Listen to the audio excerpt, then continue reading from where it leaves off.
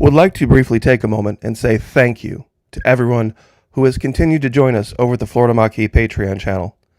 The Holy Bible teaches us, rejoice always, pray without ceasing, give thanks in all circumstances, for this is the will of God in Christ Jesus for you.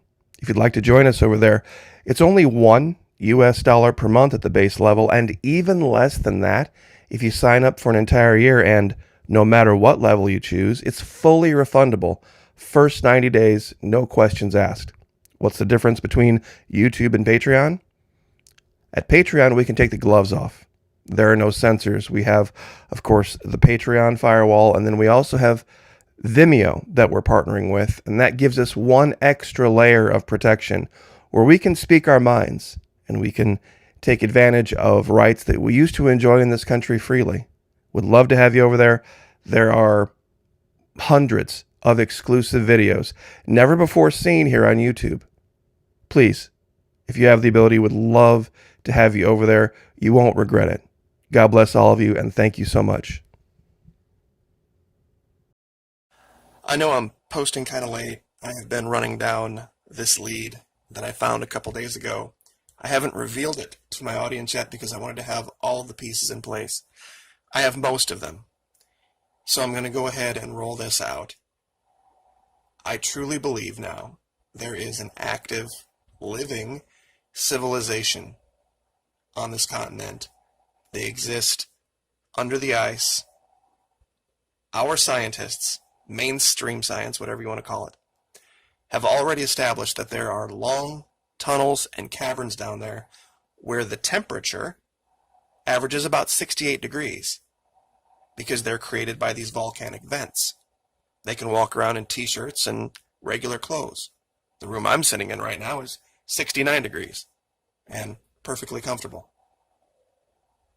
So, given the amount of fresh water, the fact that the seas around Antarctica are some of the most rich and vibrant with life, we have established that there is plant life with the amount of melt that's going on. The idea that it would be preposterous, I think we can pretty much put that aside. Now, with that lead in, I'm sorry if it seems like I'm a little haphazard right now, but it goes back to something that I didn't even discover. It was Conspiracy Depot's discovery that set this in motion. Now, for those of you that are unaware, it was simply a bridge. He had found an area that looked like a created path from the sea right here. And when you came to this area where there was what looks like some type of a bay or an inlet, there's a bridge that's collapsed, and you can see a Roman arch. Now, this building technique of using arches like this is Roman. Now, where they learned it, we don't know. This might be the smoking gun for perhaps Antarctica being the original source of life.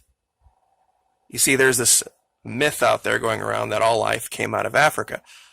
Well, you see, there's DNA mixed from 2 or 3 different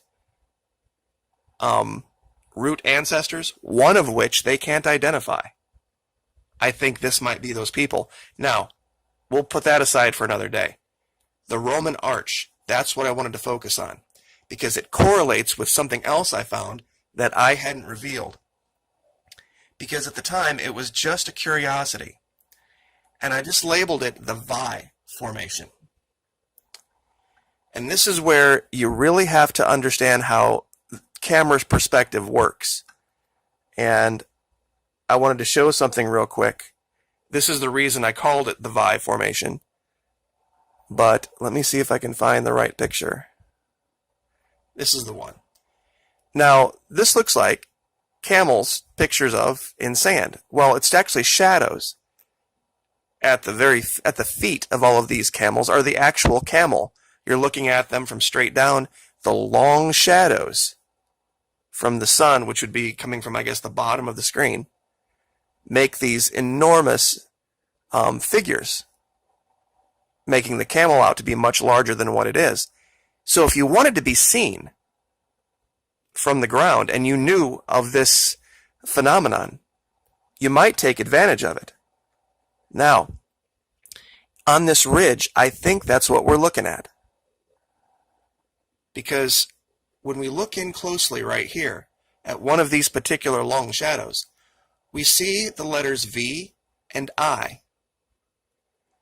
Now, the root word vi means life in Latin, but it also could be the number 6. And that's why I brought up the 6th Legion, the Roman 6th Legion. I know this is a long way from Rome, a long way from the Mediterranean, but the symbol for that particular legion, there was a couple of them, one under Mark Antony and one under Caesar, was the bull. Leg Vi Ferrata. There was also Vi Victrix, which actually had the symbol of, I think it was the Capitone wolf, the wolf that nursed Romulus and Remus, the founders of modern-day Rome. But this is Vi Ferrata. Now, very nearby to this are 3 other letters. So remember, we have the Roman arch at the bridge. We have the letters V and I here. Next to it, there's something very, very strange. I can't even describe what this would be. Some type of a tower with some very intricate top thing to it. I'm not even going to try to describe it. I'll let the more artistic in my audience figure out the best words for this. But very near to it, this is what I wanted to focus on.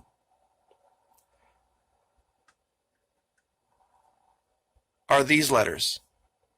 Q, P, and V. Now, the only roots that I can find, Latin-wise, for QPV have to do with boiling or being uneasy. The root being, what was it? Began with an F. I'll look that up for next video. I had it up, and I just don't think I have that particular tab up. But, anyway, so we have this, we have the Roman arch. Now, in another location, I had also found 2 figures creating some artwork. I was going to do a video just on this alone, but it ties in. Now we have these 2 black shadows right here, right? The one on the left is holding some type of a knife or sword or gladius or something. What they're looking at here in the snow is very clearly the image of a bull. Let me turn down the light to show you this. We see his front legs here, the horns here. He's facing to our right. You can even see the rear haunches back here. But look closely. See here in the center how something is coming out of the middle of him? I wonder if this is some type of an image being created of the sacrificing of a bull. The 6th Legion, their last known location was in Spain. And what do we know of Spain? One of the most popular sports, it goes back hundreds, not thousands of years, is bullfighting. And then, of course, at the end, they kill them. And this looks very much like a representation of this. So like I said, the pieces aren't all there yet. But with the bridge, the Roman numerals, the Roman lettering, it almost looks a little bit like pro-Canaanite lettering. There's a system of the very first alphabet ever found. It's very rudimentary. But some of the images that you can see from around the region, some of these things I've described as pictographs, have all of that imagery. Now, I haven't gone through and literally tried to create messages out of it yet. That's why I'm still kind of in the process. I had to stop and take a breath and try to do this video and try to explain where I'm at with this. But this image here is one of the most striking ones that I've ever found. because I think this is a created image, just because of the way the images are portrayed. I don't think this is shadow of actual image. But there's a couple others too. There's one, oh, let me show you this real quick before I forget.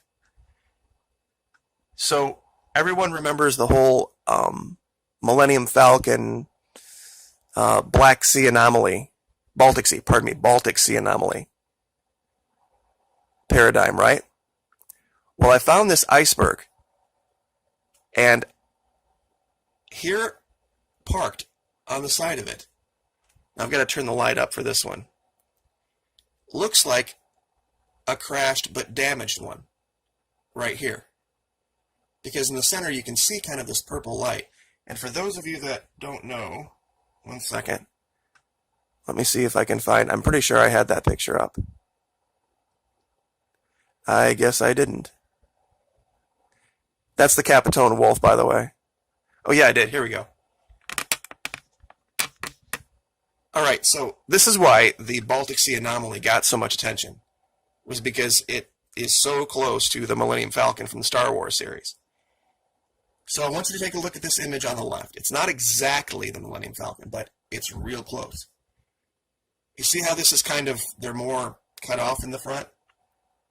Now let's go back to Google Earth Pro. You can kind of see that right here, where this, if this would have broken off. Now the smoking gun on this for me was just behind it. Let me turn the light up so you can see this. Now I know that's, wow, that's way too much. Hold on. Okay, there we go. Look down here. Do you see these two doorways?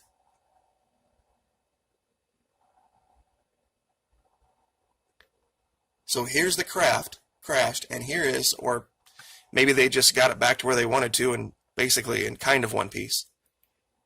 And they have a way out.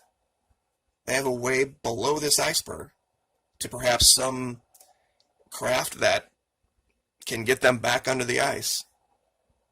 These tic-tac craft that the Navy, that's the term they coined, has admitted now are real.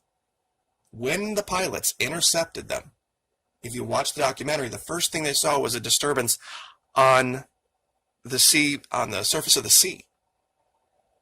Meaning that's where they thought this was coming from. So this looks very clearly like this was probably created strategically. This iceberg was used as a place to land, get in a craft, and, you know, exit the scene. Some type of a safety, some type of a backup.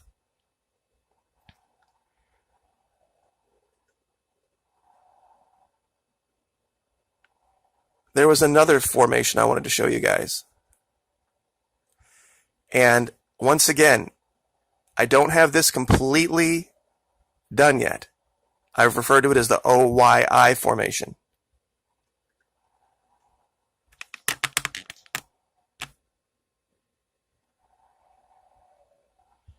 For some reason right here, it looks like some type of script or lettering in the ice. And like I said, these letters might not mean what we think they mean with that different alphabet, the different meanings. This could be a whole different culture.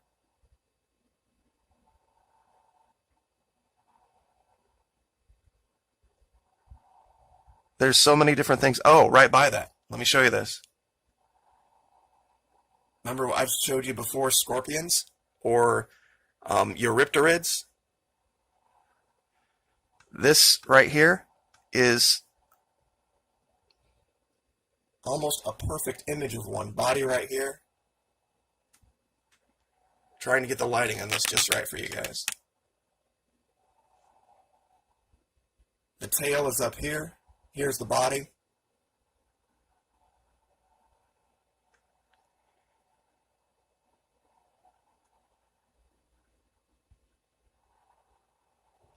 A couple more things, and I have to get back to this investigation because there's a whole bunch of stuff I need to research.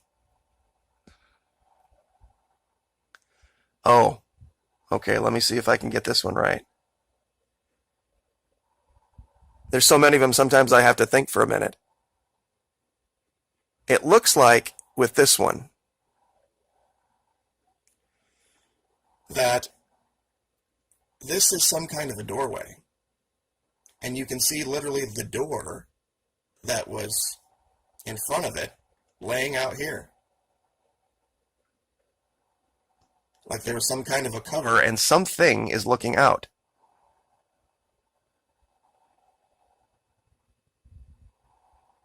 And tell me what that looks like. Once again, another shark. I mean, some type of an ancient one that is frozen in the ice here.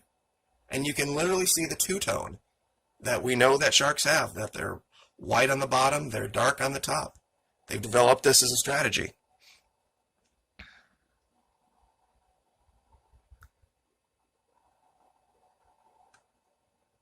This is in the Kohler range, by the way, where we're at. So many different finds here. Here, you can literally see the steps leading up into this cave. Right here. And nearby, I know it's just this blurry black image, but it really, when you look at it, the whole picture, it looks like some type of a humanoid figure walking toward this stairway to go into this, whatever this cavern is.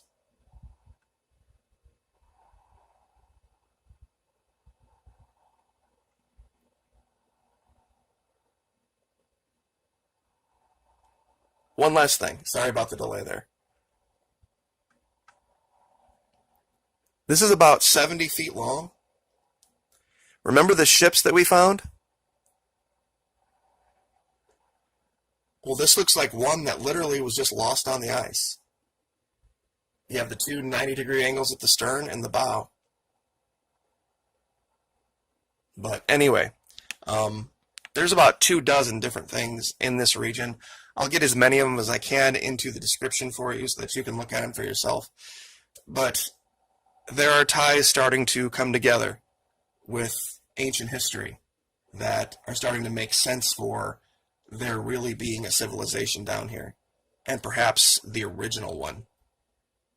And we'll leave it there. Like, share, subscribe.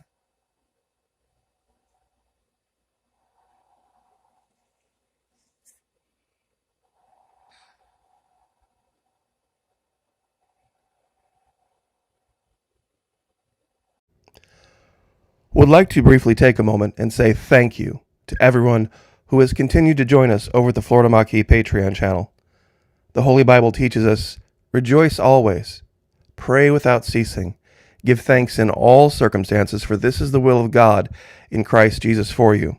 If you'd like to join us over there, it's only $1 US per month at the base level, and even less than that if you sign up for an entire year, and no matter what level you choose, it's fully refundable. First 90 days, no questions asked. What's the difference between YouTube and Patreon? At Patreon, we can take the gloves off. There are no censors. We have, of course, the Patreon firewall, and then we also have Vimeo that we're partnering with, and that gives us one extra layer of protection where we can speak our minds and we can take advantage of rights that we used to enjoy in this country freely. Would love to have you over there. There are hundreds of exclusive videos never before seen here on YouTube. Please, if you have the ability, would love to have you over there. You won't regret it. God bless all of you, and thank you so much.